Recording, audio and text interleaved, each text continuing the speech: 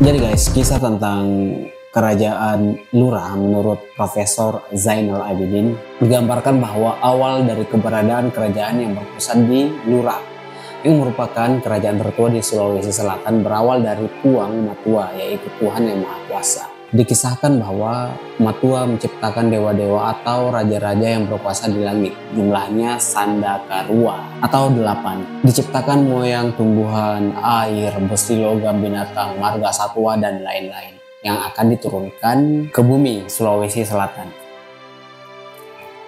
Untuk tujuan itu, Puang Matua menciptakan Datu Lauku. Setelah itu kemudian diciptakan calon istrinya bernama Simbolon Mani. Puang Matua kemudian menetapkan larangan dan perintah yang harus dihindari dan ditaati oleh Datu Lauku.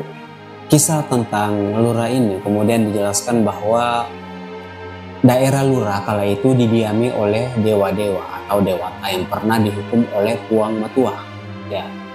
Hukuman itu diberikan karena dewa-dewa ini kemudian melanggar adat atau alu di langit. Sanksinya adalah mereka dibuang ke Lura. Di samping dewa-dewa itu, terdapat juga burung Raja Wali yang diutus oleh Puang Matua yang disebut Langan Mega.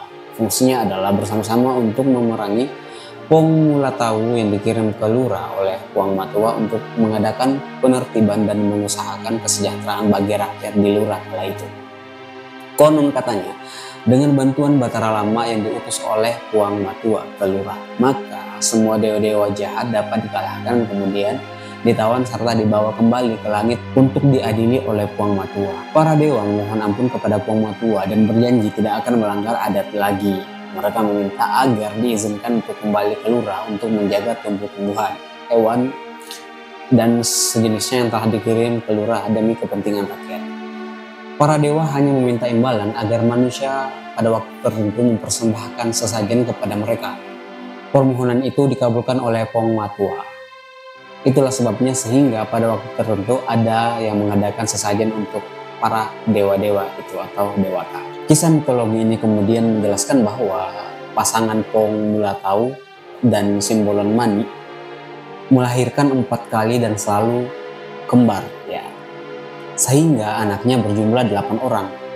Karena pada waktu itu belum ada manusia di Lura, maka atas perkenan Tuhan diadakan perkawinan antar saudara. Namun hanya diperkenankan sampai generasi ke-8. Setelah itu aturan ini kemudian dianggap tidak berlaku dan siapa yang melanggarnya akan dihukum oleh Tuhan.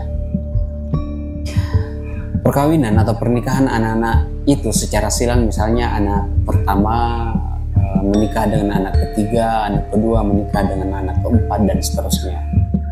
Setelah mereka berkembang biak, maka salah seorang turunan Pong Mulatau menjadi raja di Lura bernama Londong di Lura, bergelar Sapa di Galite. Bermaksud mengadakan perkawinan anak-anaknya seperti pada masa Pong Mulatau, padahal telah melewati 8 generasi itu. Rencana itu kemudian ditentang oleh ketua adat, Burake, serta seluruh rakyat. Londong di Langit, saudara raja di Lura, Londong di Lura, juga tidak menyetujui rencana ini karena dipandang suatu pelanggaran adat atau alu. Ia mengutus Pong Marian Tinting dan Pong Satya Bonga ke langit melalui erang di langit atau tangga menuju ke langit untuk memohon persetujuan Pong Mulatau untuk mengawinkan anak-anak raja di Lura ini. Kedua orang utusan tersebut nyatanya tidak pernah sampai ke langit dan kembali ke Lura, kemudian berbohong atau membohongi raja bahwa Tuhan telah mengizinkan perkawinan tersebut. Dikisahkan bahwa sebagian rakyat tidak ikut dalam pesta perkawinan karena takut kepada Pong Matua. Pada puncak acara perkawinan, maka datanglah murka Tuhan dan menenggelamkan rakyat di Lura yang sempat menyelamatkan diri dan menolak belakang ke arah Lura yang tenggelam. Semuanya menjadi batu.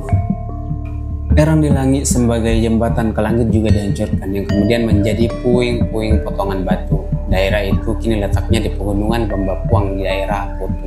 Daerah itu kemudian dikenal oleh sebagian masyarakat sebagai Tok Puang di Kotu, dan gunung Bambapuang dinamakan Pintu Dewata atau Pintu Puang.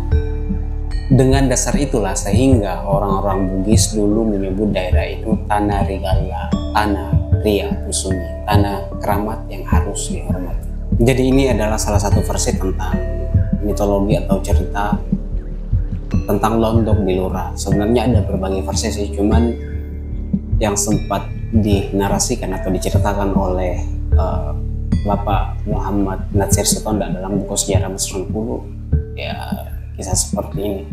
Ini mitologi ya, persoalan benar salah kita kembalikan ke pribadi masing-masing.